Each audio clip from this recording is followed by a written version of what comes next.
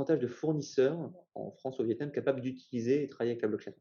En fait, paradoxalement, comme la complexité, c'est une complexité qui est une complexité technique de protocole, le fait d'utiliser la blockchain, peut être beaucoup plus simple pour un fournisseur, vietnamien. D'ailleurs, il y a beaucoup de cas d'usage qui sont des cas d'usage en Afrique ou dans des pays qui ne sont pas encore bancarisés. Parce que la blockchain est un outil extrêmement simple d'accès.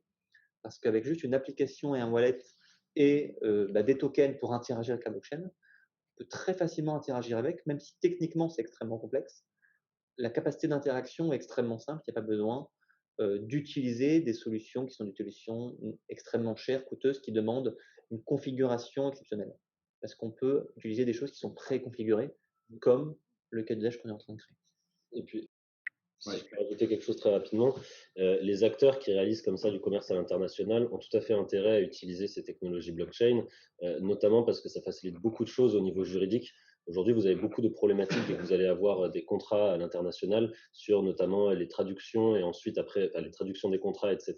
Ça prend du temps. Des fois, il y a des traductions qui peuvent mener à confusion. Le droit, c'est quelque chose qui se gère à la virgule près, etc., etc.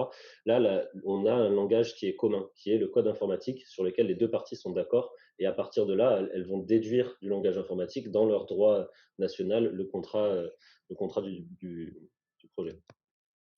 Et j'aimerais rebondir là-dessus également pour, il faut vraiment sortir de la France ou des pays occidentaux pour comprendre l'enjeu que l'on a sur la blockchain.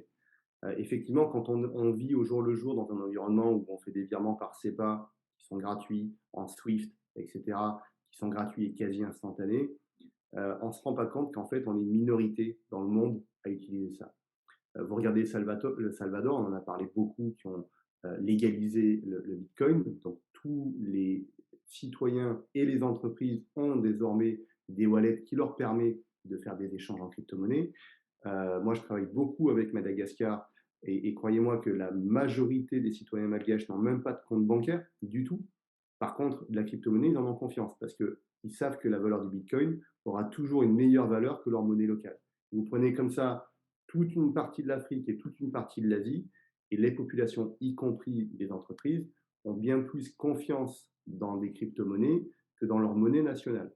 Et d'ailleurs, même nous, en ce moment, avec l'argent qui a été investi par les banques centrales, certains se posent aussi des questions sur effectivement les risques d'inflation qu'on va avoir sur nos monnaies nationales.